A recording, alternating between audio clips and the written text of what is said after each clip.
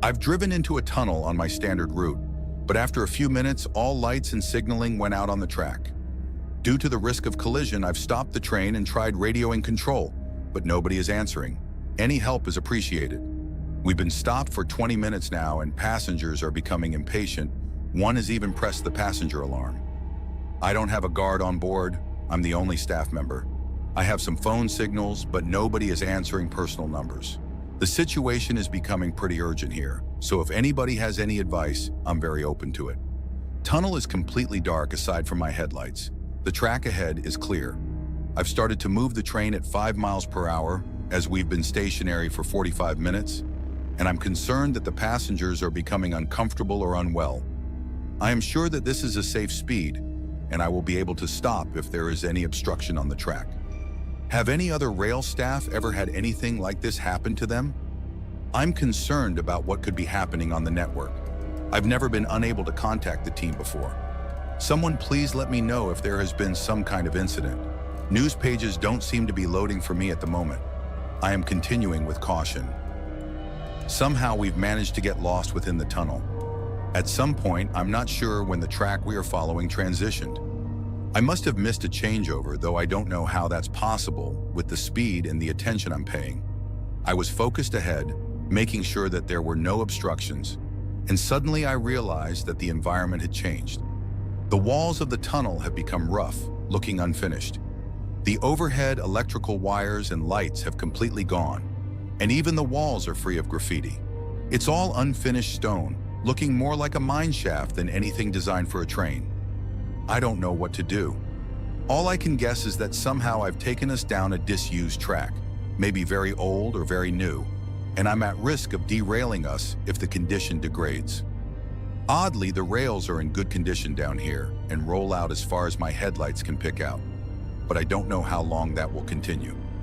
I believe it's too dangerous to continue, and I'm going to have to turn us around. I suppose my new question is what my liability is here. Passenger safety is the most important thing, and I'm doing everything I can, even though I've messed up. Something is not right with all of this. Again, I'm appealing for any help that can be offered. Final note is that the air is cold down here, much colder than the other tracks. The day has been mild so far, but nothing like this.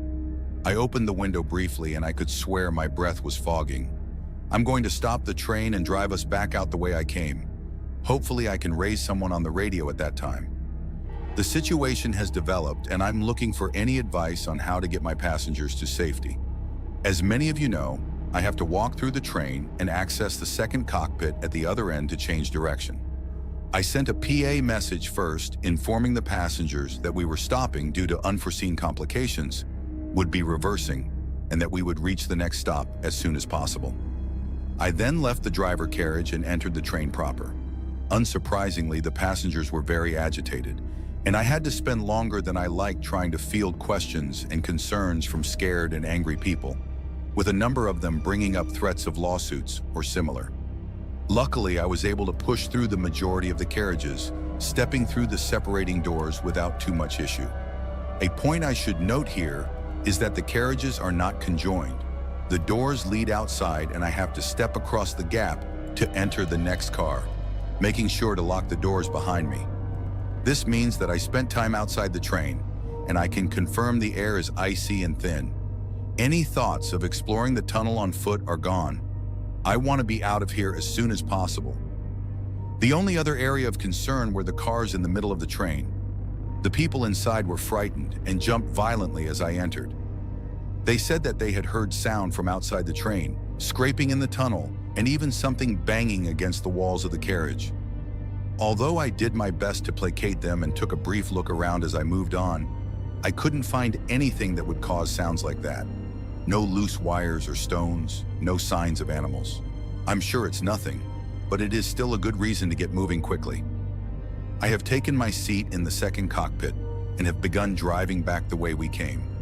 It is disturbingly similar to the view I had driving into this awful tunnel, but I suppose hewn rock looks like hewn rock. I have lost control.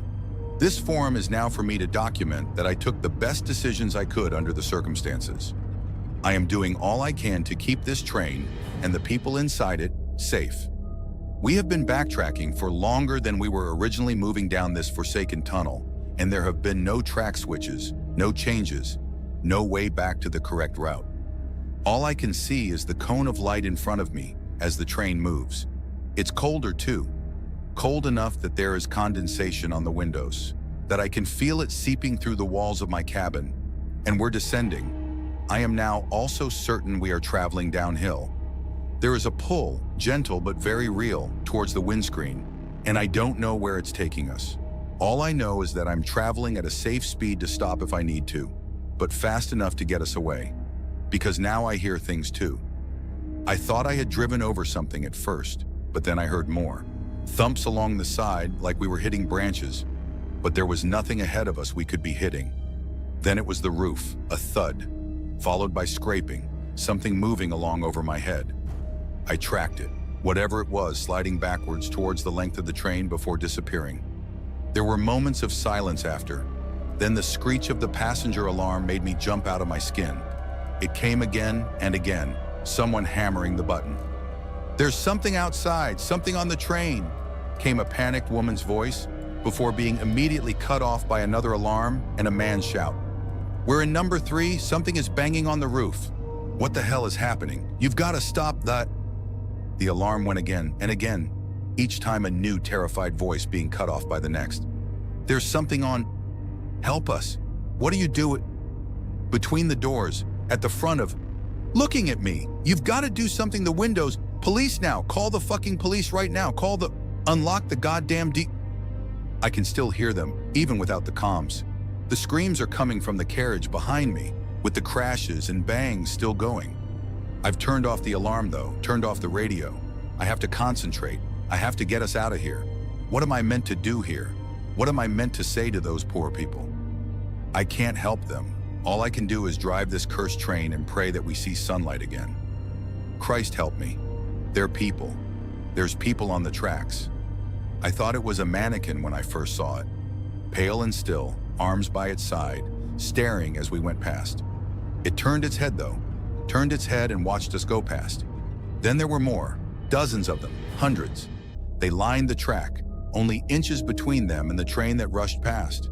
Not even a flinch from them, completely emotionless. Are they what is making that noise? Could they be climbing on my train? They are nothing like the squatters that we get. These things are unnatural. I no longer care about procedure, about safety. All I care about is getting this train somewhere else. If this is a mine shaft, a new track, even if it's hell itself, I don't care. I've maxed out the speed. Now I'm just watching those creatures and the track blur past. This has to end somewhere.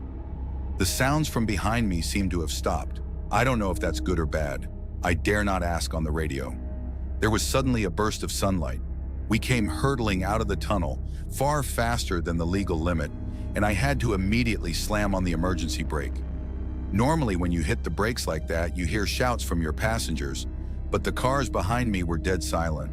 Slowly I began moving again, heading towards the nearest station, barely able to see in the harsh daylight after so long underground. My boss wanted to fire me. It's not like I can blame him. I was AWOL for 2 hours and reappeared with a dented train pulling the wrong way into a station on the wrong track. By all rights, I could have been arrested. The union had my back, though, talked her down to an immediate resignation if I didn't press charges for the faulty signaling. I expected hell when I opened those train doors at the station. As the train stopped, I felt light and shaky, trying to process what had just happened in the normality of a railway stop. At the moment, I tried to say something on the radio, to apologize or announce the station, but my mouth was dry and my hands were trembling too badly. So instead, I just opened the doors, opened my own, stepped out onto the platform, and braced myself for the hell of shouting and screaming and threats that would come my way. But there were none. Instead, they just filed out, silent and pale, and stood there on the concrete, staring at me. I'll never forget that as long as I live, how they watched me, hundreds of them, blank-faced as I just turned and ran.